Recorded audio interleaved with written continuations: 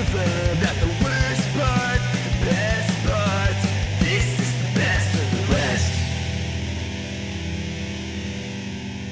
Hello, and do you think I understand a word you're saying? Welcome to Best of the Rest, the show where we take a second look at movies that were poorly received upon release and challenge ourselves to only talk about the things we like and what the movie does well. This week, we are talking about the 2013 film, A Good Day to Die Hard. My name is Chris Logan, and I am joined, as always, by ordinary podcaster who is always getting caught up in life or death situations, Andrew Williams. Are you ready for this one, Andrew? I am. I'm stoked to talk about some Die Hard, bro. Die Hard. I'm excited to talk about it, too. Andrew, I have seen, as of today, a total of 2 Die Hard films. I think you've seen more Die Hard movies than me. So what's your history with the franchise as a whole, but specifically this movie, A Good Day to Die Hard? Did you see this one in theaters by chance?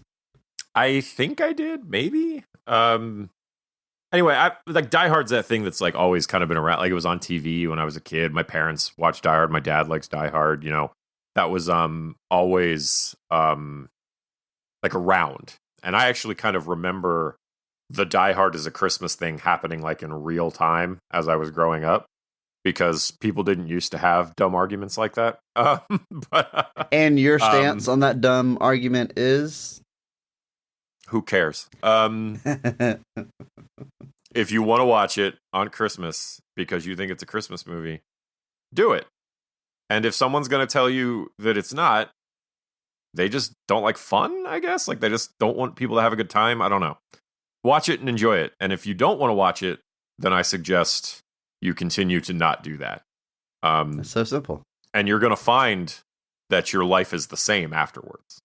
And that nothing has changed and that we're all still here.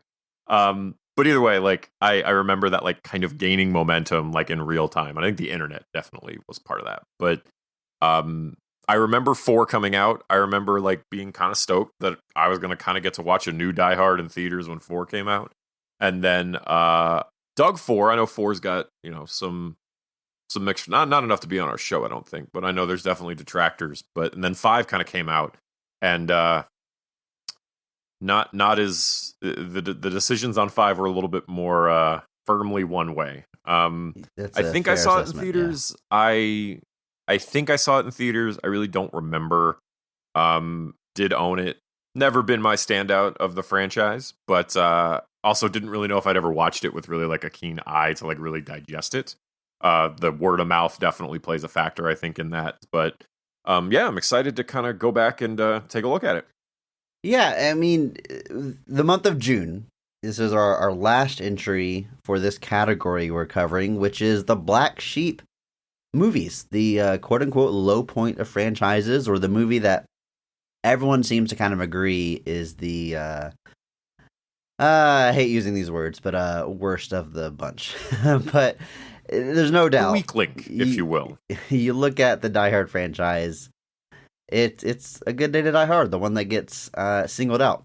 Me, I did not grow up with Die Hard. I actually never saw a single Die Hard film, even the original. The first time I watched the first Die Hard movie was just a few years ago. It was 2017. I've got a handful of friends, some of them mutual friends that you would know, Andrew, that knew I had never seen Die Hard, and it's that classic thing of like, dude, you've got to watch it, you've got to see Die Hard. So I bought it digitally, I watched it in 2017, and I was like, yeah, that's one of the greatest action movies ever made. I understand why this movie is a classic. It is very, very good. I absolutely loved that first movie. I've seen it a few times now.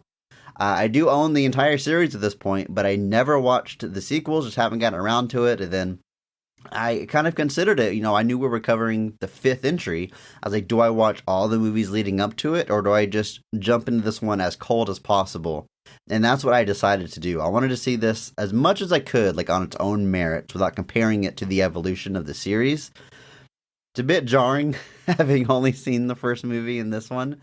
Yeah, a little bit. But, you know, we'll kind of see throughout this episode how that might have affected my views, maybe versus yours or other people that have seen the entire series. So I too am excited to talk about this one. Our last entry, as I said, in our Black Sheep movies. Moving into July, we're going to have a brand new category. We'll talk about that more later in this episode, but now it's time to talk about A Good Day to Die Hard, released, Andrew, February 14th of 2013. This was released on Valentine's Day. This happens a lot on this show. It's so weird. Yeah, people like put their weird movies out on Valentine's. I guess the idea is, I think it became a marketing thing for a while that like you purposely released your like least romantic film on Valentine's Day to give everybody, you know, don't have to go watch that rom-com at the movies on Valentine's Day, guys. You can go watch this action movie instead. And they gave you Die Hard 5. You bought her flowers. She can go see this movie with you. It's the least she can do. Yeah, like genuinely, it was like a weird, like one of those weird like kickbacks against the holiday where it's like, here's the action movie you can watch instead. And I'm like, so is Die Hard 5 a Valentine's Day movie? Is that what we're going to find out here, folks? It's not. It's not. There's no metric by which it even remotely qualifies. Don't do that. Movie was made on a budget of $92 million. At the box office, it brings in $305 million. So pretty successful. That's down a little bit from the fourth entry, but definitely profitable, definitely successful financially. However, critically, it is absolutely panned. It holds just a 15% on Rotten Tomatoes. That is incredibly low. And the history of our show, which our show focuses on poorly received movies, we've hit single digits, I think, twice. I know Josh Trank's Fantastic Four was like 9%. And we've only been under 20% a handful of times. 15% is very hard to do, especially for a movie as new as this one, which has modern movies get a lot more reviews, which tend to help that percentage a little bit. It's hard to get a 15%, but this movie managed to do it. Yeah, it's definitely a huge change from the previous films, because even Die Hard 3, I think, is technically rotten at 59%. I did, I pulled up all of the tomato scores. So Die Hard, we start off with 94%, of course. Classic, deserves all the praise. Die Hard 2, Die Harder, which I can never say without laughing. It's not quite I Still Know What You Did Last Summer or I Will Always Know What You Did Last Summer, but it is up there for goofiest movie titles. Die Harder. Anyway, 69%. Something else that's very hard to say without laughing. Die Hard 3, Die Hard with a Vengeance, which, title-wise, that's badass. That's probably my favorite Die Hard sequel. Die Hard with a Vengeance, I think, is a really cool title. Yeah. As you said, 59%. And to be fair, they dropped the numbers. They dropped the numbers there, and it's just called Die Hard with a Vengeance. And I was like, right decision, guys. Die Hard with a Threegence.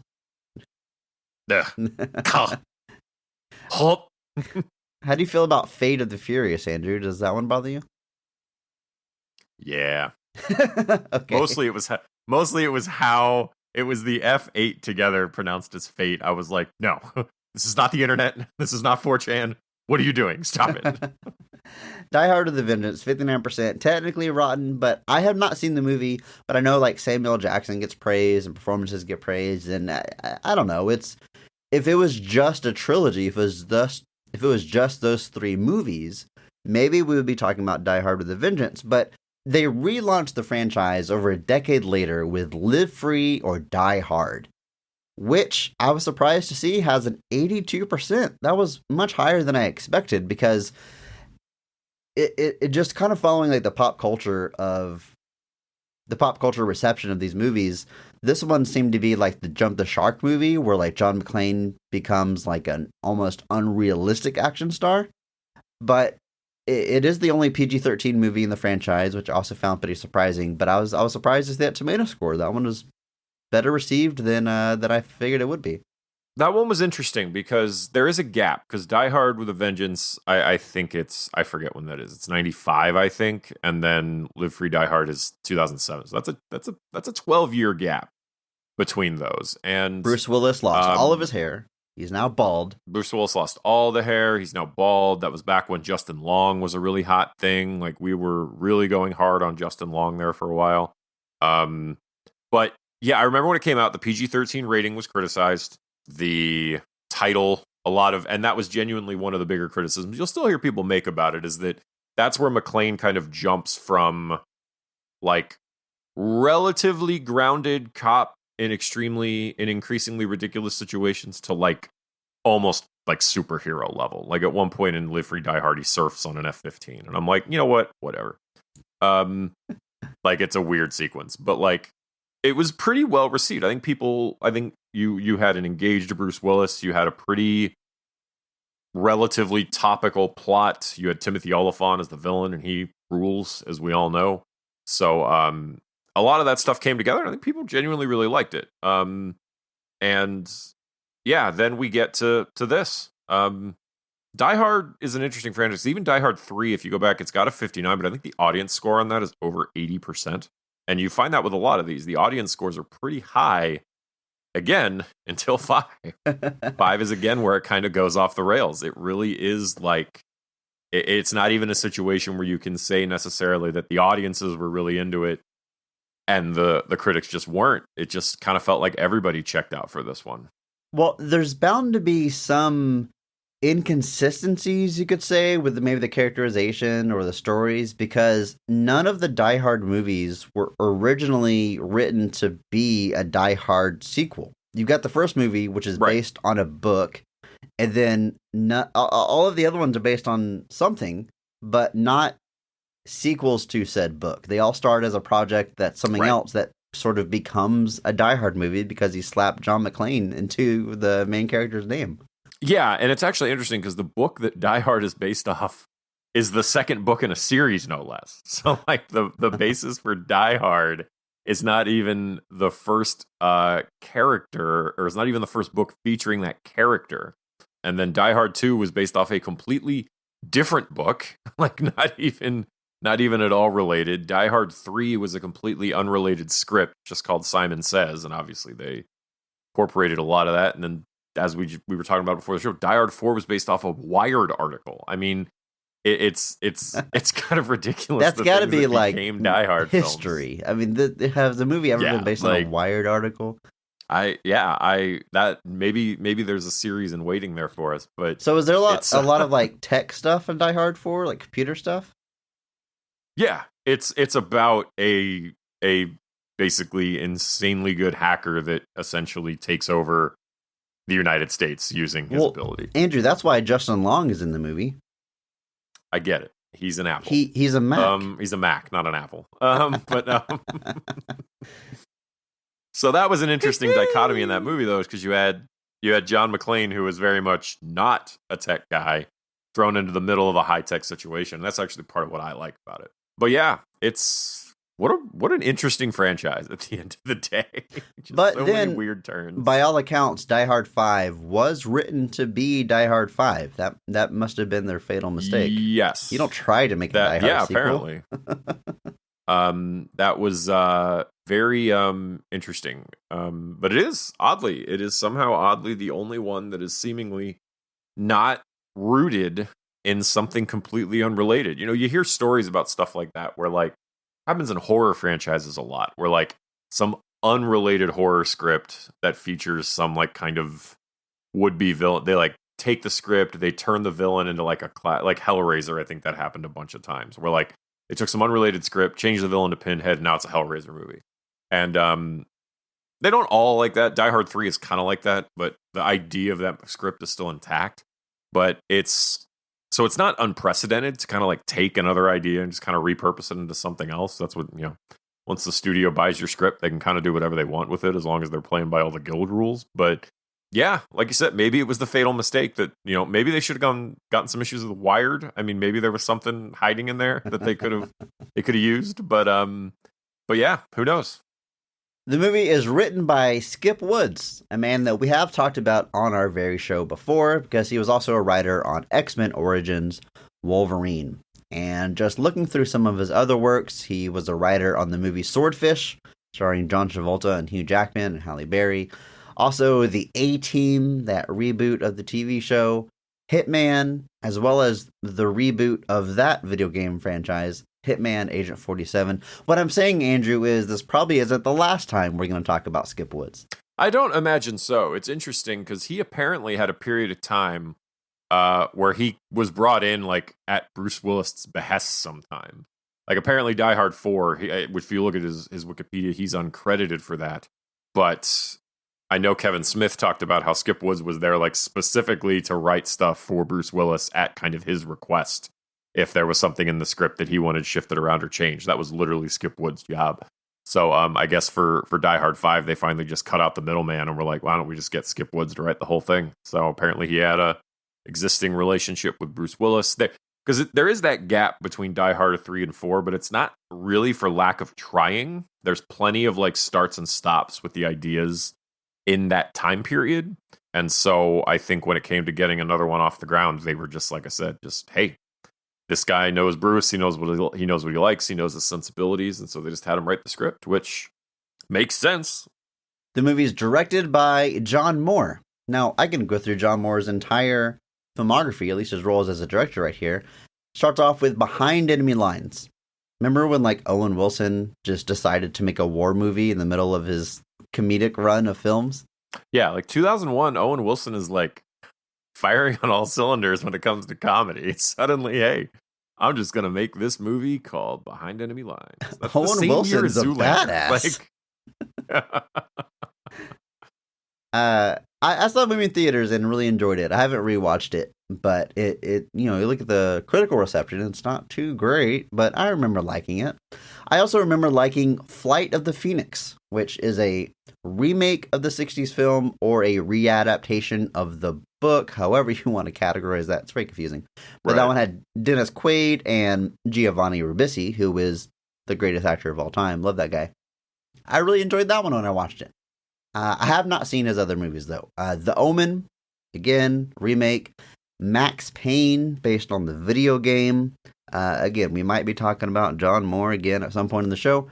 And after Die Hard, or after A Good Day to Die Hard, directed a movie called IT, starring Pierce Brosnan, that I had never heard of before. That's one I have not seen. Yeah, I don't know if I've seen that one either. You think I would have with a name like IT, but it's it's a very interesting career. But like you said, I think it's safe to say that we have not heard the last of John Moore on this show. Quick shout out before we jump into the show, the episode, the scenes. Music is by Marco Beltrami. I think I said that right. Beltrami? I don't know. Beltrami? I should probably have looked that up, but the music in this movie rules. It's got a very good score. Yeah. Marco came onto my radar with Logan, and that was one of my biggest takeaways after seeing that movie. It's really good, and holy crap, that music was awesome. And then I've realized that he's been around for a long time and has done tons of great scores that I've gone back and listened to and been like, wow, this guy's been killing it kind of silently forever. Which is funny because Logan, the same thing happened with its director, James Mangold. I was like, who is this director? I was like, oh, wait a minute. I like a lot of these movies. Or I saw something that I hadn't seen before. I was like, man, James Mangold has been killing it forever. So they were sort of kindred spirits in that way. But I love the score of this movie. I love everything Marco does. One of my favorite composers out there working today. Oh, I agree. He's really good. Obviously, I remember seeing his name for a long time. I know he did the Scream movies. They just did a box set of the first 4 Scream films soundtracks on vinyl. Fancy red speckled vinyls, and I'm not gonna lie, Chris, I've been thinking about it. Just do it, Andrew. Just do it. But he's worked with Wes Craven. He did like 7 movies with Wes Craven. Did a bunch of movies with Guillermo del Toro. Did stuff with Robert Rodriguez. He's worked with pretty much everybody that you possibly can work with at this point. Andrew, it's time to cross the threshold. After this point, we are just going to talk about positives, good stuff, what works in A Good Day to Die Hard. You ready? I am ready.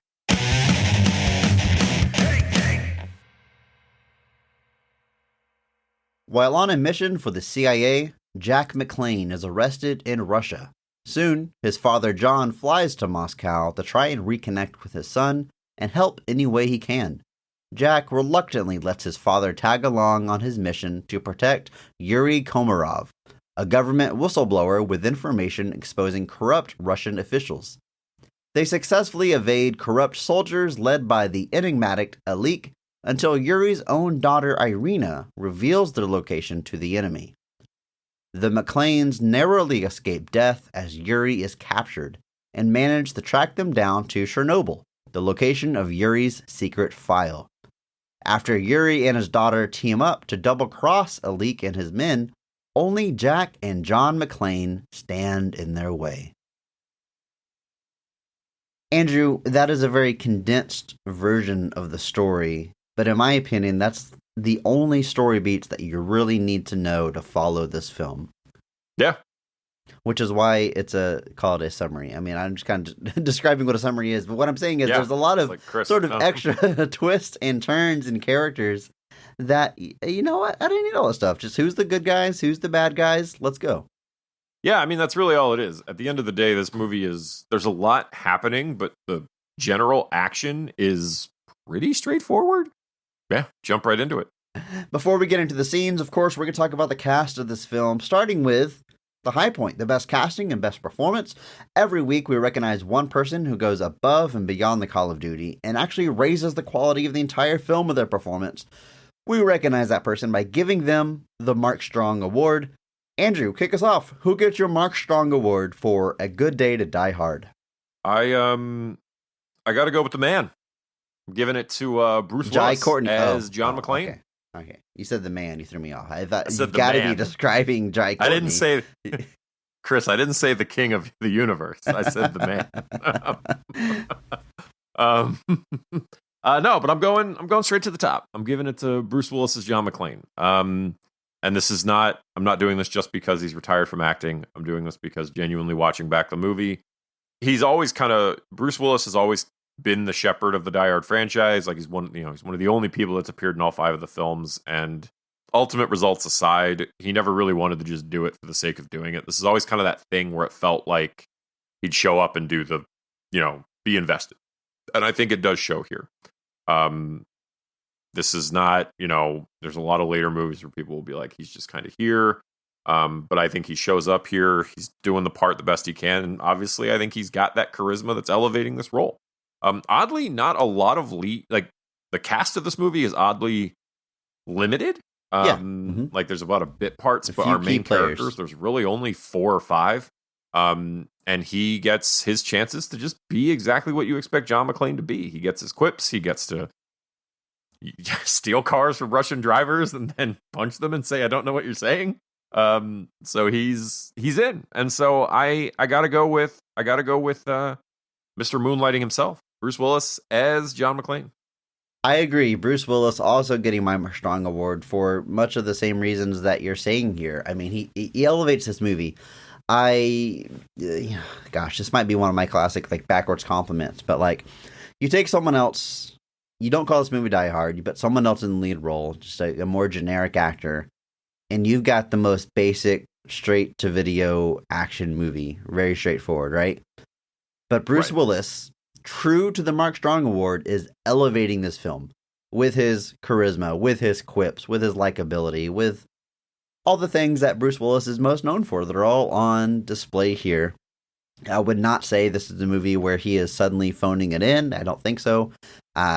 Everything seems genuine. Looks like he's happy to be there. He's got plenty of one-liners. Much more. Again, my only frame of reference is the original Die Hard, which he does have a few quips and funny stuff, and come out to the coast, we'll have a few laughs, all the good stuff back there. But here, it's definitely dialed up a bit. Just about every scene has got at least 2 quips from Bruce Willis trying to do some levity to the script.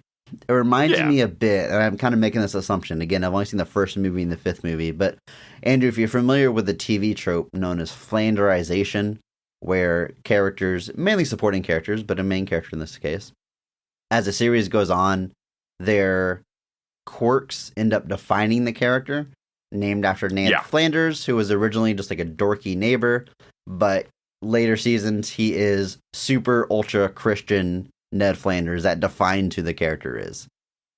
Yeah, there's plenty of shows I like and enjoy that fall victim to the Flanderization. How I Met Your Mother is one I tend to highlight especially, but I think if for going from the first one to this one, I think your transition is a lot starker than it would be otherwise. Because Yeah, I think guess. it's a progression. Because like Die Hard 2, because Die Hard births that whole.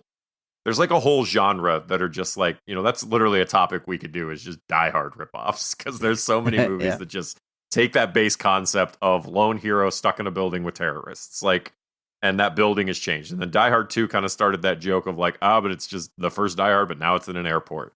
And so the second Die Hard is kind of notable for like, it's just the first movie kind of again with everything kind of amped up. And so you get more quips, you get more one-liners, you get a little bit more of that stuff. 3 dials it back a little bit because again, I feel you can definitely maybe tell that it wasn't necessarily intended as a Die Hard film because it's just him, no family, no anything. It's just him and Samuel L. Jackson. But 4 and then into 5, I think it's a pretty easy progression where there's just like because 4 and 5 is where he really also kind of leans into a little bit of the Murtaugh, I'm too old for this mindset as well, where like he's just like, in 2 or I think in 2, he's just like, how does the same thing happen to the same guy twice? Like, and so by this time it's like, how does this keep happening to you? Which again is literally a joke in this movie later. But I think 4 to 5 especially show that just the sardonic sense of humor is shining through in full force because maybe he's really just tired of this. He's on vacation, Chris. What do you want from him? He's definitely a bit detached. And I don't mean like Bruce Willis is detached from trying. I mean the character of John McClane, he can like crash a vehicle, stumble out, and then give a quip to his son like nothing happened. Like he's just a bit detached from the action and gravity of the situation in a way that I think is supposed to be fun. I mean, one thing I want to make clear is this movie does not take place in the real world. This movie takes place in action movie land, even video game land at times. Like, when there's a huge pile up, you're not supposed to think about the innocent lives that are being lost. You're supposed to think about how is John going to get out of this one, right? I mean, that's the intention of this movie, the kinetic energy of the movie. And so you need that little bit of a detachment from reality, and I think the quips only help with that. He delivers them wonderfully. It's Bruce Willis. I mean, he's it's Bruce Willis. Fantastic. Doing Bruce Willis things. Mark Strong Award. But not to be overshadowed, Jai Courtney, as we mentioned, is also in this movie. Alum of the show. We talked about it back on our Suicide Squad episode. He plays Jack McClane, John McClane's son, now all grown up, doing his own thing. And I like it. I like the performance. I like that he's not trying to be young Bruce Willis. He's got his own spin on it. He's a little bit more... if John McClane is detached from all this stuff, he's almost like too into it, too focused on the mission, too serious at times. And that puts them at odds with each other. And kind of the arc of the movie is them finding the common ground between the two of them. And I think it works. I think he's believable as this kid. Solid performance. I agree. Jai Courtney is somebody who's not, people have had their fair share of criticism over his career. He was only 36. I thought he was somehow way older than that. I have no idea how I didn't realize that. But yeah, he is tasked with something very kind of difficult. You haven't seen it, but Die Hard, Mary Elizabeth Winstead is briefly in this movie as his daughter Lucy, who is established in the first film. She has a much bigger part in the fourth film. In case, Chris, you were wondering why Mary Elizabeth Winstead is in this movie for like 2 minutes. I was going to mention that, yes. It is strange. Yes, but we can mention that a little more. But she's a big part of the fourth movie. So there's a little bit of, we get a little bit of the continuity and the carryover from that one. But then this one focuses on the child we didn't see in the fourth film. It focuses on his son, who, like I said, they sit out the third installment pretty much entire. They're not in it at all. But like you said, it's a very tough thing to do because you don't want him to basically be doing like a Bruce Willis impression to kind of be acting like his kid, but you also don't want him to really be acting like John McClane either because that's not who he is as a character. So like you said, he plays it almost a little too straight at times where like he's doing everything, he's the CIA. So it's the mission. It's these parameters. It's these things. Plays it really straight. And obviously their relationship at the beginning of this movie we'll be nice and say icy. I believe it's a little bit more than that, but by the end of the film, the idea is that they're kind of playing off of each other's strengths and weaknesses to kind of get to the finish line. And like I said, it's not an easy job. You got to play off of Bruce Willis, the GOAT. But like you said, I think he's up to the task. I think he does a good job with it. Jai Courtney. I was just saying, it's kind of sad that, the series is probably over, because even now, more than then especially, I think Jai Courtney would be even better at this, having had a chance since then to kind of flex his muscles and have a little bit of the humor and stuff like the Suicide Squad, things like that. But here, he's up to the task. Jai Courtney gives Taylor Kitsch a run for his money as far as actors that are given multiple big shots in big franchise movies, but the entry they're in happens to not take off. Jai Courtney is in this movie, A Good Day to Die Hard, which of course we've established is the worst received of the franchise. He is also in Suicide Squad, which we mentioned. Oh, big chance at a big DC movie, but it is not well received. He's in Terminator Genesis, which was that series' big return to its roots with Arnold, and it is not well received at all. So Nope. I feel for the guy. I would say I feel bad for him, but I'm sure he's totally cool with his career. Makes lots of money, high profile stuff. Nothing to sneeze at, but it's and plenty of stuff still coming up. Yeah, he's Jai bless. He's out there doing his thing. Sebastian Koch plays Yuri Komarov. This is the man that the McClanes are initially protecting and keeping away from the bad guys until he's abducted by the bad guys, and then ultimately Andrew, he becomes the bad guy, which is one of my favorite parts of the movie because he is, I agree, sort of almost helpless most of the time and really depending on Jack to protect him. He gets some nice bonding moments with John McClane about being a father that all work. But then when he turns to a bad guy, his entire performance changes and he's believable as the big bad of the movie. I've mentioned already, I'll probably say it again, this movie is a pretty straightforward by the numbers action movie. But this twist here is like the one moment where it really subverts expectations and it lands 100% for me. I really like that twist and gotta owe it to Sebastian's performance. I agree. Like you said, he almost gets two roles essentially. He's got the kind of meek, afraid Yuri who's just trying to do the quote unquote right thing. But then, like you said, there's this it's genuinely like a switch. Like he just switches in like a single scene between turning into like Yuri the villain. And it's really well done. And then he tries to retreat back to that later when he gets kind of confronted with it. And you can kind of see our hero start to take it apart. And it's just, yeah. So he gets a chance to actually throw some layers and some nuance into it. And he is up to the task. I haven't seen him in a whole lot. I know he was in Bridge of Spies, which was a historical spy film by Spielberg from a couple years ago. Got a pretty sizable role in that. That's the only other thing I really remember him from, but he's got some chops. Julius Nagir plays his daughter, Irina. And this one, similar. There's sort of a twist there where she betrays her father, but then it turns out her and her father are working together, and she gets to lean into being the bad guy, and she leans into it hard. She is chewing up the scenery as the bad guy, goes, out for blood to try to take out the McClanes. I like her twist as well. Not quite as subtle and nuanced as Sebastian playing her father, but still fun nonetheless, and she pulls it off.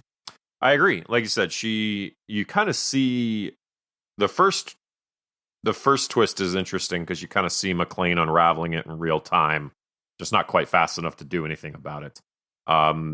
But yeah, she's having a great time with it. She's chewing the scenery. She's a great villain for this piece, or great kind of B villain, having a good time with it. Haven't seen her in much of anything else. It looks like she mostly does Russian film, television type stuff, but she did a pretty great job here.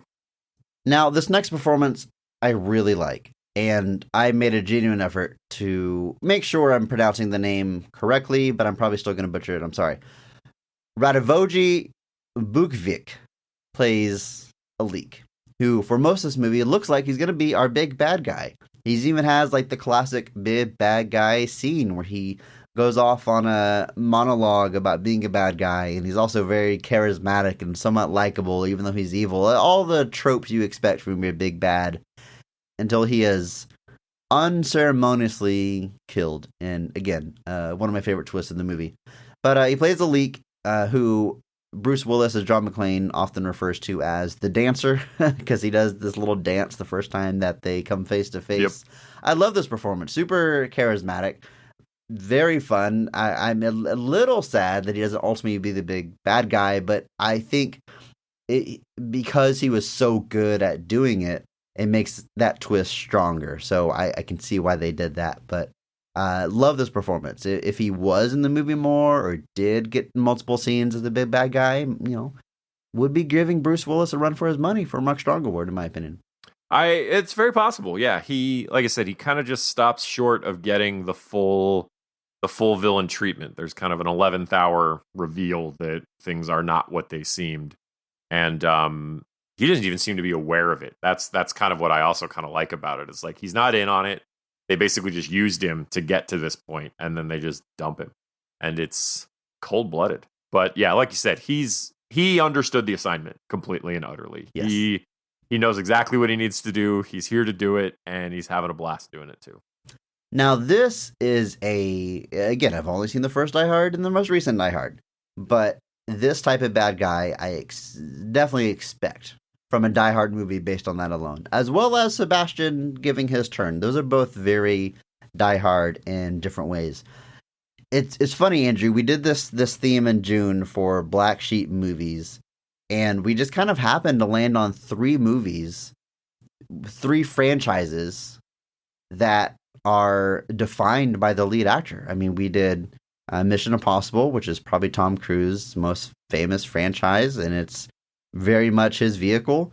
We did Rocky, which is Sylvester Stallone's baby, and now we're doing Die Hard, which is the most popular franchise from Bruce Willis. That's totally a coincidence. I mean, we could have done the Black Sheep of the Marvel universe or Godzilla, which aren't defined by a leading actor. No. So it's funny how it kind of worked out that way. It is funny. But those first 2 movies, franchise we covered, I said on both those episodes, Tom Cruise, probably my Mark Strong Award winner across the board. Sylvester Stallone, all across the franchise, my Mark Strong Award winner. I would struggle to say that with Die Hard, that Bruce Willis is always getting the Mark Strong Award. Not because he's not great. He is, of course, fantastic as John McClane. But that first Die Hard movie, I think I'm going Alan Rickman for Mark Strong Award. It's Alan Rickman's movie. It's Alan Rickman's movie. Let's not even pretend otherwise. No, and that's actually something that's interesting, is because for many of these movies, this is actually kind of the first one where you don't really get like a well-known it's the first one where the villain story is kind of a twist. And all the others, the villain is kind of very clearly defined to a degree. In 4, it's Timothy Oliphant, and he's He's awesome. In 3, it's Jeremy Irons. Jeremy Irons rules. Like, you can't, you put Bruce Willis up against Jeremy Irons. It's like, what are you going to do here? You can't really do that. 2 is it's more of a group than a singular person, but even then, it's like William Sadler is kind of your main conduit through most of that movie, and we may know him as Death from Bill and Ted 2 and 3, but that dude's got some chops. He can play diabolical villain extremely well, and even then, I'd be hard pressed to be like, am I giving it to Bruce Willis or am I giving it to William Sadler in Die Hard 2? So it's a movie that's kind of always had these charismatic villain performances, so it's really not a huge shock. But yeah, it does mean that at times Bruce Willis is competing to be the kind of standout actor of every installment of the franchise, because they did really try to get guys that were elevating the villain performances. And you know me, man, I love a good villain. So I do know you, Andrew. We mentioned already the last cast I guess want to touch on here is Mary Elizabeth Winstead playing Lucy McClane. As you mentioned, she's reprising the role from a previous entry, which I guess makes sense because she's only in the movie for, I don't know, a minute, maybe 2 minutes. Very little screen time in the beginning. You hear her on some phone calls, then she shows up again briefly at the very end of the movie. It is strange seeing a somewhat big name in such a small role. She's been in a ton of stuff. Scott Pilgrim. Here recently, I really loved her performance in Birds of Prey, where she plays As did I. the Huntress, which probably my favorite performance in that movie and my favorite character in that movie. She's so goofy, but makes it work. I love that part of that movie. So, Oh, yeah. Mary Elizabeth, she's great. Always good to see her. Oh, yeah, fantastic. I really liked her in 10 Cloverfield Lane. Very kind of isolated thriller, psychological horror situation with her and John Goodman almost exclusively. I mean, yeah, she's been all over the place. Death Proof had a big part in that Tarantino film. And yeah, always happy to see her. She's fantastic. Can't go wrong. Andrew, I think it's time. I think it's time that we jump into Is it time? this film. Specifically, the scenes of the movie, our favorite scenes, the best scenes, what we like, what's working, what are the positives. We're going to start with our personal favorite scene of the movie. So, Andrew, in your opinion, when is this movie firing on all cylinders, and what is the best scene of A Good Day to Die Hard? I'm going with the courthouse breakout / ensuing chase scene through the streets of Moscow, where your intro line comes from. So you're picking the 30-minute action scene that kicks off this movie? Yes, that's exactly what I'm picking. Because this scene goes forever. So long. It really does. I'm kind of specifically going with the chase sequence, but it's pretty much the moment that Jack and John are reunited, essentially through them getting to the safe house. But even still, that's legit probably like 12 plus minutes of screen time to get us there. But so I think there's some genuinely kind of clever car chase action here. We do some interesting. I mean, you got cars, monster trucking, other cars. I was like, like you said, it's not the real world. I'm not thinking about the logistics of why is John McClane driving that car over other cars. I don't care. I'm just watching him do it and having a good time with it. But that's where he steals somebody's car and he's like, I don't understand what you're saying, and just gets in his car and drives off. It's like, but if he doesn't understand you either, John. But we, the audience, do. Yeah. And we appreciate the quip. We do. Exactly. But obviously you get a lot of car chase action here. You do get some genuine kind of action sequences, and you get John McClane saying and doing John McClane things. It was the big moment. Like, it's not too far into the film. I don't want to make that sound backhanded, but it's I had a fun watching it. Like, genuinely, like, perked me. I was like, oh wow, we're going a little bit hard on this one. I was into it. So yeah, I'm going with the first third of the film, Chris. It's literally looking at my notes. I'll get into some of the specifics, but one of them just says at some point, this is a long ass action scene. The time I wrote that down was when Bruce Willis is driving like this this cargo truck that has no cargo, so it's like just a cab and a flatbed. And they shoot an RPG at him. And John McClane does a 360 in the truck to avoid the RPG. Yep. It's so wild. And then the scene keeps and then he crashes going. Anyway. Yeah, then he crashes. But he doesn't blow up, though. It's better. I'd rather crash than get hit with an RPG. He crashes. He steals that guy's car. He doesn't understand what he's saying. And then the chase keeps going in a new vehicle. I have another note later on. Seriously, long action scene. Because we don't even know the players yet. We don't know what Jack's mission is. We don't know what's going on. We just kind of know, basically, this is a good guy, this is a bad guy. Let's go. And that's really what this whole movie is. Good guys chasing down bad guys or vice versa. But yeah, it's a lot of fun. So it starts off with, there's a trial going on, but there's these car bombs that go off and sort of a heist of a person. What do you call that? Kidnapping? Is it kidnapping, Andrew? Yes. A person heist, as they call it. And a person heist. One of my first notes is, this is such a post-Dark Knight action movie. You can feel sort of the fingerprints of Christopher Nolan action spreading across Hollywood with, we're past like the shaky cam. Like early 2000s was like Jason Bourne, like shaky cam. That's how you do intensity. But now we've got these steady wide shots. We've got these beautiful sounding explosions. This is a very loud movie. And, Christopher Nolan, his gunfire and his explosions are always on point from the sound perspective, busting this guy out.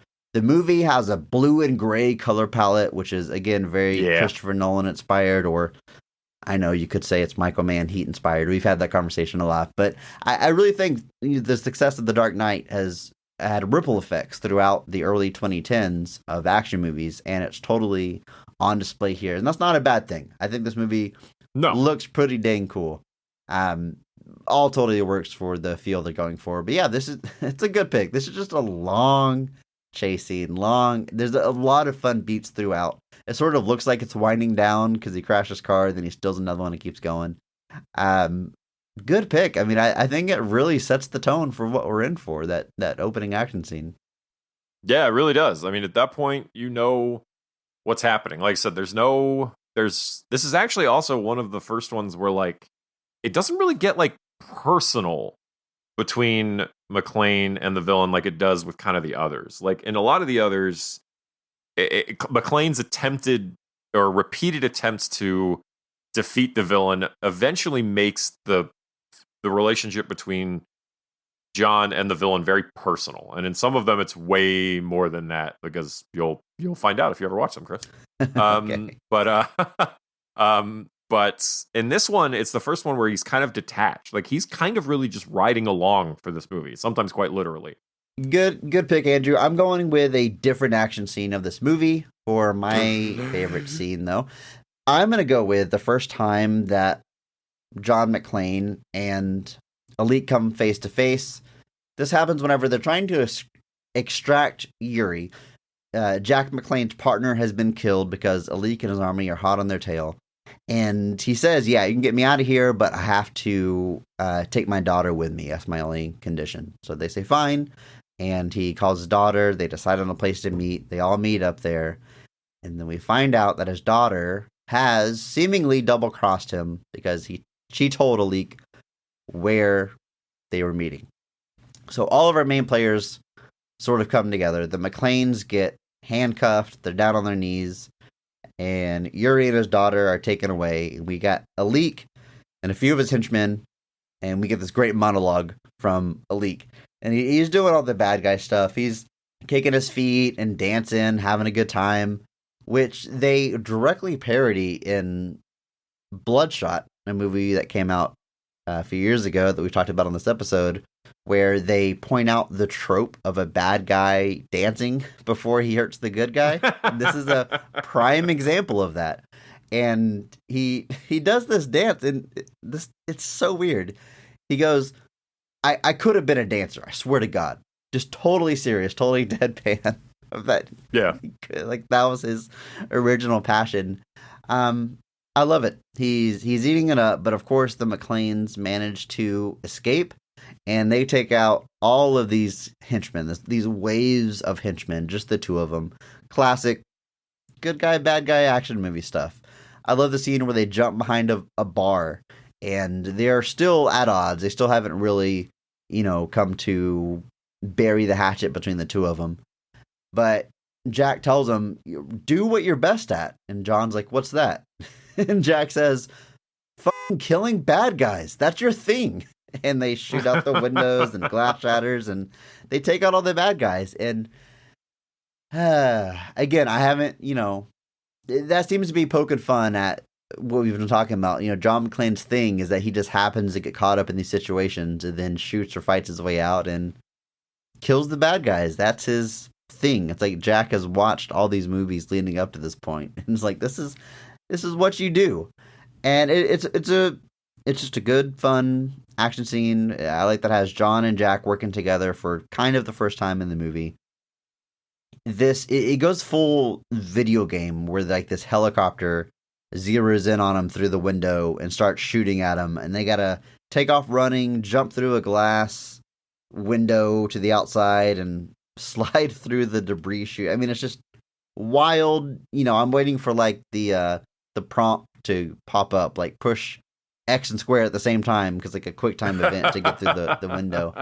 Totally over the top, totally bonkers. Just a good summary of like what this movie does well, I think, which is be an over the top action movie, and you got the charismatic bad guy monologue that I really enjoy. So that gets my pick.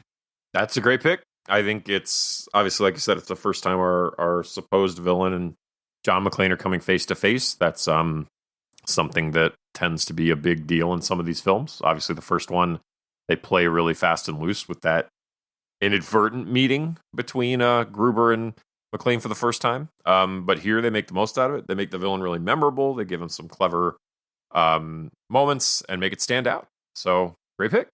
I'm glad you bring that scene up from the first movie where John McClane and Gruber come face to face for the first time.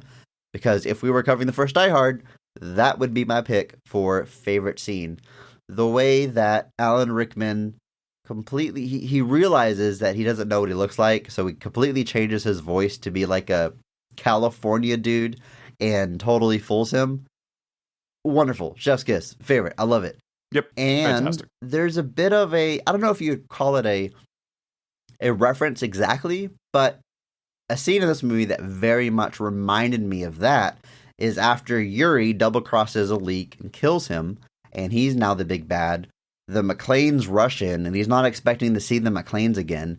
And you see him shift his performance back to being the helpless sort of tech guy that they thought he was. And he's coughing and, acting like he's all weak and sick and stuff. And you see that like morph in front of us. I love that scene for the very same reasons. I love Rickman's performance in that scene from the first movie.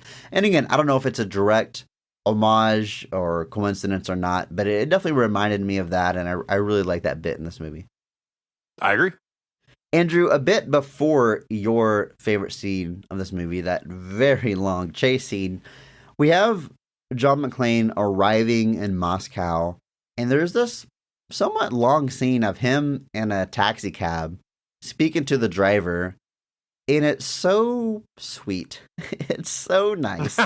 It's the nicest cab driver. He's like, "Oh, you're from New York," and he starts singing Frank Sinatra, and John McClane's like, "You sing really nice," and they just have this nice bonding moment. It goes on for like longer than it has to story-wise. The only story purpose this has is it establishes that there's a lot of traffic in Moscow, which helps John McClane figure out the bad guy later on. But otherwise, you just get this nice extended character moment between John McClane and this taxi driver. I was thinking like, oh, this taxi driver is going to show up in the climax in the movie and help John. Nothing like that ever happens. But it's just a sweet moment between John McClane and this Russian taxi driver. I really like it. Hey, it is. It's a nice little, I guess, character moment. You're kind of showing trying to peel back the layers a little bit. But yeah. Speaking of John McClane's quips, that they're really dialed up in this movie. There is a bit when, again, Jack kind of is reluctant to let John come along and help him on this mission, but he really has no choice. And they keep getting tracked, and Jack takes John McClane's phone and throws it on the ground and smashes it. And John McClane just goes, "It's a 2-year contract on that phone." Like, all sad that he smashed his phone.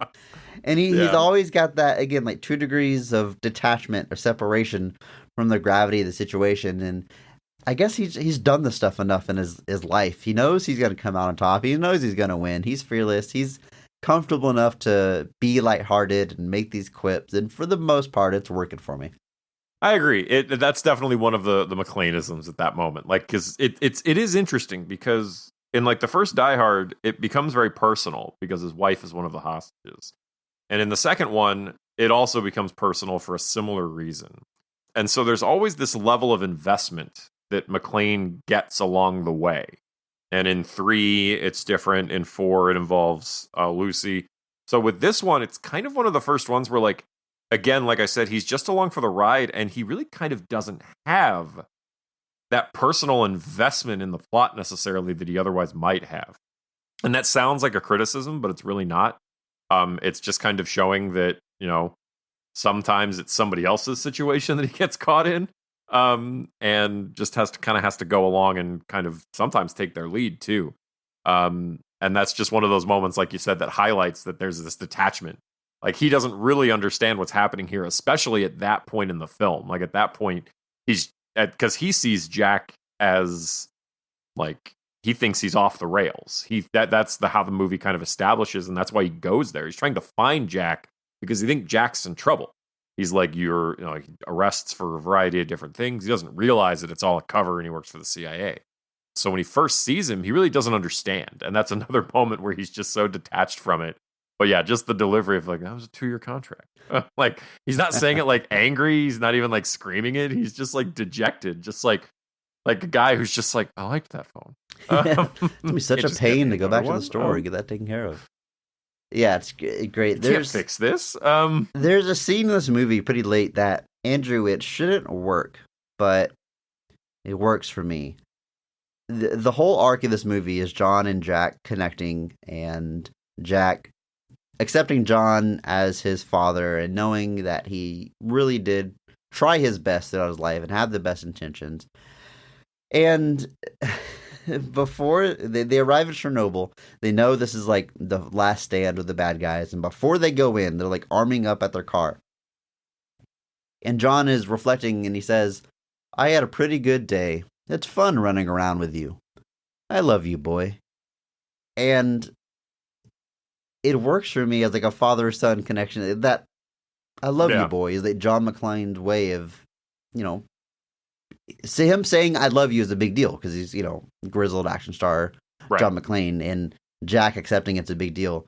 But like they're bonding, like he says, I had fun running around with you. That's how he's describing killing dozens of bad guys and jumping out of windows. It was fun running, as if like they had like ice cream and went to the park, And so like it shouldn't really work, I don't think, but hashtag PP, it does. I like that little moment. It's got just enough emotion injected into this otherwise over the top kinetic action movie.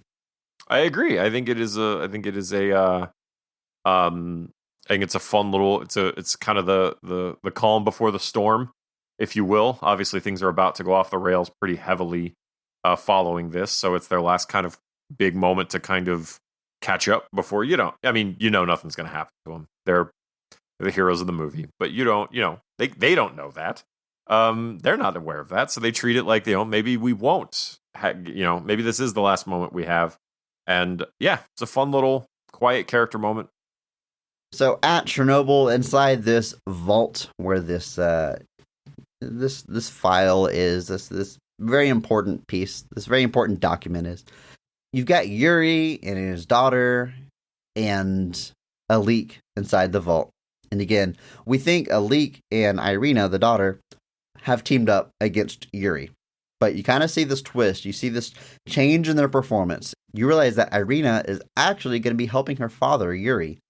And then, blink and you miss it moment. There's this shot of Alik just kind of facing the camera. And then a bullet goes through his head. And pink mist comes out and he falls to the ground. It's a very graphic headshot. Camera turns and you see that Yuri just killed him. And I love it for a lot of reasons. I love it, again, Alik has been set up as the big bad. Boom, he's gone. Nope, it's not him. He's dead. Not in a hail of gunfire, you didn't go out shooting. It just got blindsided and killed by Yuri. And now we see that, again, Yuri, his performance totally changes, and he's now the big bad guy. I really like this twist. It's a lot of fun. Again, I said it earlier, but it's a very straightforward action movie with banking on this one twist, and I think they pull it off completely in that scene. It is very well done. I agree, and I genuinely didn't see it coming either. Like at that point, you've not really been given any big indications that anything's kind of amiss, and so it genuinely does can be seen as coming from out of nowhere. And I don't mean that in a bad way. I mean that like, boom, Yuri was playing the system the whole time. I'm way into it. So yeah, it's a great twist, executed well. Like you said, it does rob Yuri of his big final villain moments that would have, or not Yuri, but it does rob Alik of what would have been his big mastermind villain moments at the end. But what Yuri ends up doing, I'm on board with. Yeah, it's pretty great. Yuri really turns into Russian Mel Gibson when he's a bad guy. He looks just like a crazed Mel Gibson, but only when he's playing the bad guy. Whenever he's like all disheveled and weak or pretending to be weak throughout the movie, I don't see it. But once he turns bad, I'm like, that is Russian Mel Gibson. I can't unsee it now. I hate you. I like this parallel, though, kind of diving into the script a little bit, that the movie is about John and Jack finding common ground and bonding and overcoming their past. And there's this moment earlier in the movie where John McClane and Yuri are having a conversation about being parents. And this might be our one clue about this twist that's coming, because Yuri is telling them, like, your kids are all that matter. I have a daughter. I love her. And when Jack says, I think that maybe the ship has sailed in our relationship, Yuri's like, it's never too late. So what they're establishing is that the bond between a parent and child is forever. It can never be broken.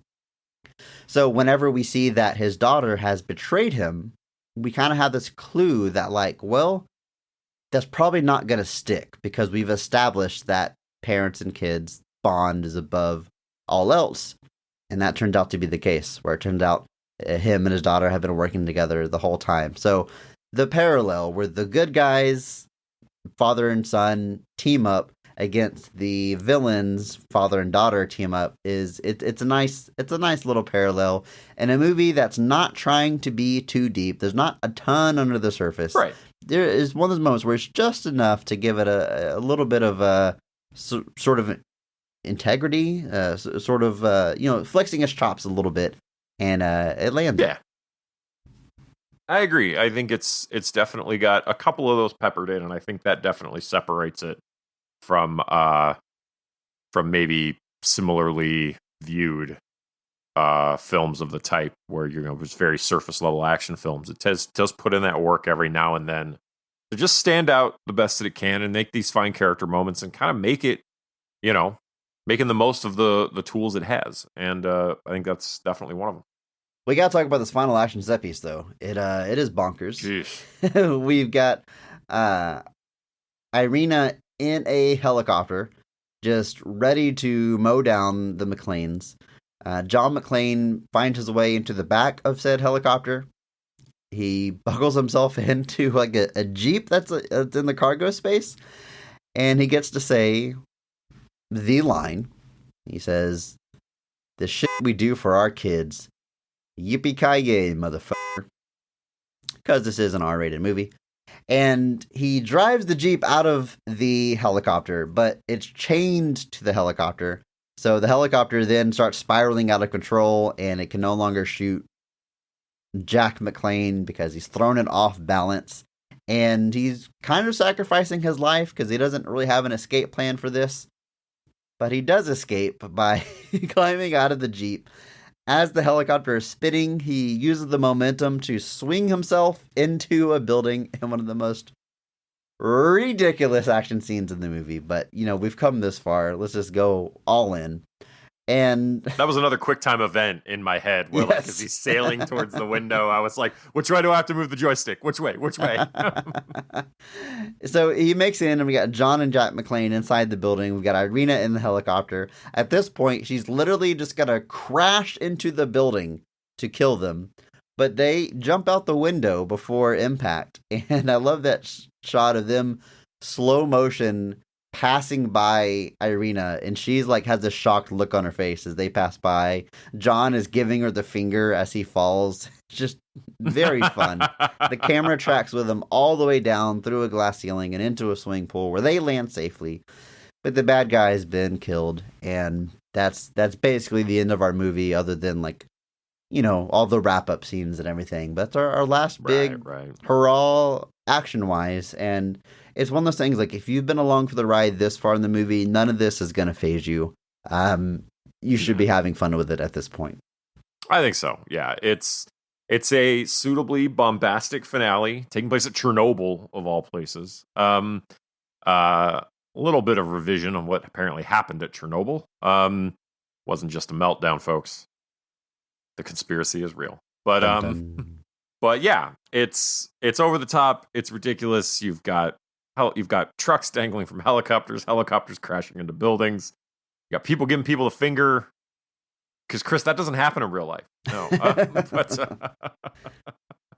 but yeah, I mean, like I said, at this point, it's a finale that suitably fits the film that came before it, and with plenty of fun quips, lines, and McClaneisms on the way out.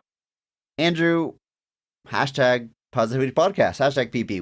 We've covered a lot of high points and positives of this movie. There's plenty here to enjoy. I hope we've both made that clear, but let's address a little bit, talk a little bit about the reception of this movie. It is, man, it's not great. It is panned. We've covered that. Not. So much so the audiences did not support this. So much so that I was I watched this movie on Vudu where I own it digitally, and I was just kind of scrolling through some of the information. You know, they got like a synopsis of the movie and the rating, and there's always this segment from Common Sense Media. Andrew, the only purpose of this segment is like what parents should know. It'll say things like this movie has brief nudity, there's full frontal, there's drug use. That's what it's telling you. Like, what specifically do parents need to know? Yeah. That's the only purpose. Andrew, here's the first line from Common Sense Media. What parents need to know. A Good Day to Die Hard is the fifth and least entertaining of the action-heavy Die Hard series. Andrew, there's no reason for this to tell you it's the least entertaining. That is not the purpose of it. But they can't help themselves. That's how it's viewed. Common Sense Media. You can't watch this one. It's the worst Die Hard. So I got a crack out of that. But that is the legacy of this movie. God. Anybody, that's really where the talk starts and stops. Oh, it's the worst Die Hard. Oh, they've gone too far. Reviews are saying, like, hopefully this is the last Die Hard movie because they've clearly run out of steam. Even though number 4 was very highly praised. They said this one movie killed the franchise. Andrew, I'm just going to ask you this. Do you think if this movie was not Die Hard 5, if it was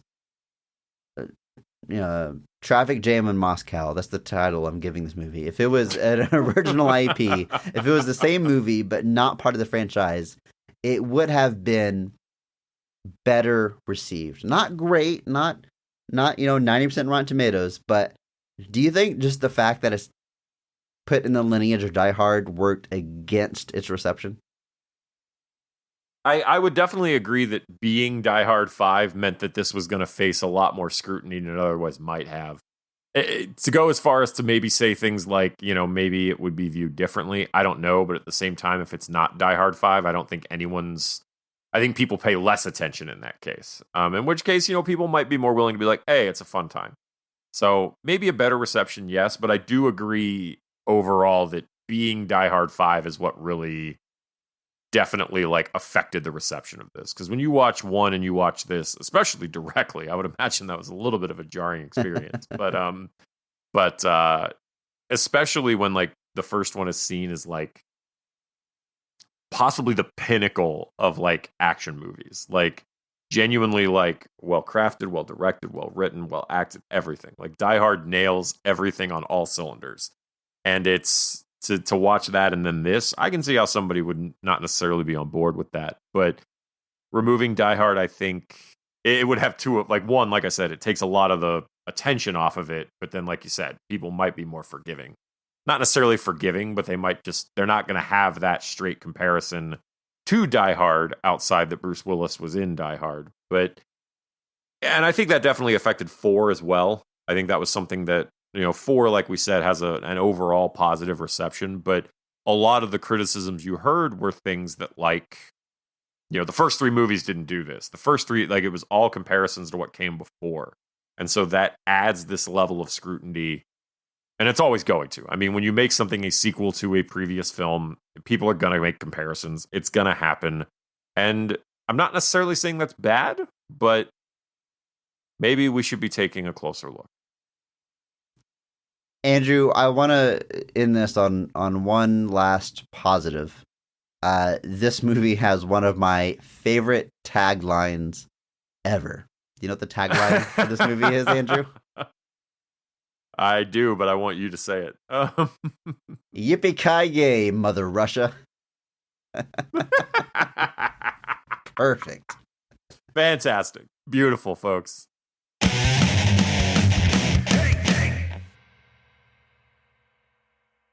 Andrew, that brings us to the end of June, of our theme of Black Sheep movies. Maybe we can revisit this theme in the future. In fact, if there is a movie that you think fits this category, please let us know. Hop into our Discord. You can let us know there. send us an email, bestoftherestpod@gmail.com, or find us on social media. We would love to hear from you. But moving into July, it's time for a new theme. Every Best of the Rest episode in July will be taking a second look at a video game adaptation that was poorly received upon release. And we're kicking off that category with Super Mario Bros. An appropriate place to start, I would say, yeah? Yeah, absolutely. There is no other place to start as far as I'm concerned. It is going to be interesting finding all the positives of that one, but we are up to the task. And if you want to suggest movies for this category, or you want to see all the movies we have planned for July, again, jump into that Discord. We'll let you know everything that is coming up. But for now, it's time for Question of the Week. This week, the question comes from Groffles, who writes, obviously, you are movie fans. Very astute observation, Groffles. We are indeed fans of movies. What is a guilty pleasure movie, if you believe in guilty pleasures? Andrew, do you believe in guilty pleasures? No. I don't either. There's not a single movie or media or thing that I genuinely enjoy that I would have any problem admitting I like it. And now we're getting all a little well actually with the term guilty pleasure. Obviously, I know what the term is referring to, but let's continue with Groffle's question here. He says, is it something specific or maybe a genre of films? I have stopped thinking about things I like as guilty pleasures, and I just accept I like it. Good for you, Groffles. Be confident in your enjoyment. But they go on, one thing I could label that I like is Sci-Fi Channel B, C, or D TV movies like Sharktopus, Mega Shark vs. Giant Octopus, and of course the infamous Sharknado. Yeah, that's a pretty good pick for guilty pleasures. Again, even if you don't technically feel guilty about it, I can certainly understand you kind of acknowledging that it is trash. Can I say that on this episode? Can I say that on a podcast? It's a bit trashy, or it's not the highest quality film, but turn your brain off. Another term Whatever. I generally don't like, but you get the idea, and just kind of enjoy it for what it is. That's a good pick. Andrew, do you like those? All the Sharktopus, Mega Shark, weird movies from sci-fi? Yeah, they can be. I watch them occasionally if I ever want to see. If I need Lake Placid's not available and I want the same vibe, but with two giant ridiculous monsters fighting each other. Yeah, they're nothing wrong with enjoying them. Yeah, I think it's a good example. For me, there is, I really like slasher movies, and it's very hard to find a slasher movie I don't enjoy to some degree. They're out there, but I think I've talked about Friday the 13th several times on this podcast already. I like every single one of those movies. Whichever ones you consider the bad ones, I still enjoy them. At least the original run. The reboot is something else. Maybe we'll talk about that on a future episode. But I'm all on board for how ridiculous those are. They all work for me. They're fun. Again, guilty. I'm admitting it right now to all of you in front of God and everybody that I like those movies. So I don't quite feel guilty about it. But I acknowledge that they are. I guess a good way to put it is if someone came up to me and said, Friday the 13th Part 6 is garbage, I wouldn't argue with them. I'd be like, I understand why you say that, but I really absolutely like it. would argue with them. There are so many entries better, worse than 6. What is wrong with you? But no, I agree generally. I think at the end of the day, I think, if you enjoy something, you enjoy it at the end of the day. Like, that's all. Like, the only barometer for you enjoying something is whether or not you enjoyed it. That's it. I know people get caught up kind of heavily in, what does other people think about these things? It really doesn't matter. You can like or dislike something for whatever reason you want. I do like slasher movies too. Even, like you said, even bad ones, I tend to like them. Surf Ninjas is an often running joke between us and mutual friend of the show, Doug, as to whether or not Surf Ninjas or Three Ninjas is the superior adolescent ninja film. I'm Team Three Ninjas for the record. Well, you guys can be wrong. It's fine. Like I do genuinely like find that like, I'll turn it on and it's fun to watch for me. Like obviously it's got some nostalgic memories. I remember seeing the trailer for it on one of my Teenage Mutant Ninja Turtles VHSs. I think. Is that what it was for? I think so. Saw it somewhere. But I'll watch that from time to time if I just like, and like I said, it's like, is it a guilty pleasure? Like, I don't know. It's kind of like the idea of like unironically or ironically liking something. It's like, I only like it ironically. It's like, well, that's no different than just liking it. There's absolutely no difference between the two. But yeah, Friday the 13th is a good franchise example. I think all of those have something to offer. Some of them are just insane and ridiculous. Like it's like you watch it unfold in front of you and you're like, man, someone came up with this and then like wrote it down on paper and like kept it going and like they made the whole movie out of it. And it's jobs kind of were impressive. created to make this happen. Yes, exactly. It's always kind of impressive. And but yeah, and like I love like old kung fu movies, stuff like that too. Like I just if like you've got just a good fight sequence in the middle of something strange, doesn't bother me at all. I'm way into it. So Andrew, yeah. I had a thought watching this movie, A Good Day to Die Hard, and I think it kind of applies to this question a little bit. I have seen most of the Fast and Furious franchise. I haven't seen the newest one that came out. I think it's part 9, and I haven't seen Hobbs and Shaw, but I've seen the other ones at least once. I'm not a super fan. I like some more than others, but those movies are really popular. I can't think of how to say this. Easy. I am a fan of movies. It's one of my biggest passions. I consider myself to have a pretty high film IQ, if you will. Like I studied film. I think I know a thing or two about movies, but it's hard for me to tell the difference between A Good Day to Die Hard and, say, Fast and Furious 7. Specifically, why A Good Day to Die Hard is panned and has a 15%, but Fast and Furious 7 or Fast 5, and it was very highly received, are praised and have a super high tomato meter reading, and people love it. Because to me, they're all kind of cut from the same cloth. I don't know what is elevating certain entries of that franchise. And I bring it up because I think a lot of people would consider loving the Fast and Furious movies as a guilty pleasure or as liking them ironically. But it's a step beyond that franchise, because that makes a ton of money. And like I said, often gets very good reviews. And I don't understand exactly why. Does that make sense, Andrew?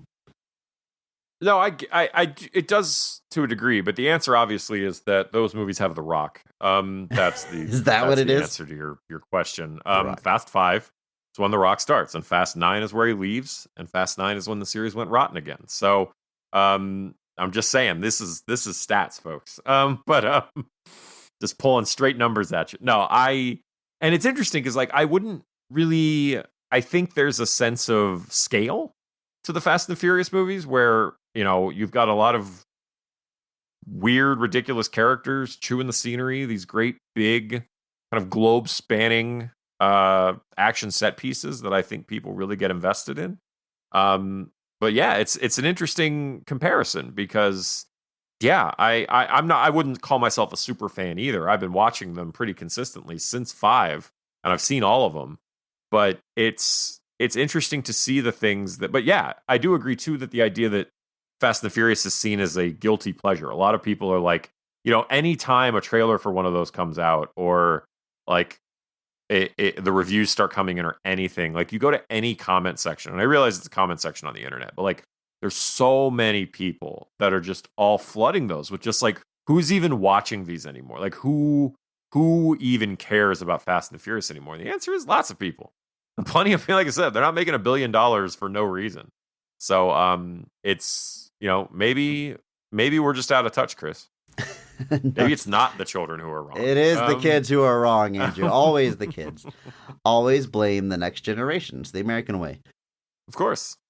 you know what, Andrew? Maybe we'll have to take a closer look at some of these Fast and Furious movies. Maybe that'll be a theme for a future month. But again, July, it's all about video game adaptations. Time to get into video game mode. Starting with Super Mario Bros. Next week. And until then, just remember that maybe not all movies are great. But all movies have greatness. Thank you to Mark Benavides for singing our theme song. Follow him on Instagram at NotThatMarkAnthony. Thanks to Mitch of Depressed to Impress for the music. Check him out on YouTube and Twitch.tv. If you enjoyed this episode, please share it with a friend. It's the only way that we grow. And follow us on social media at BOTRcast. Thank you.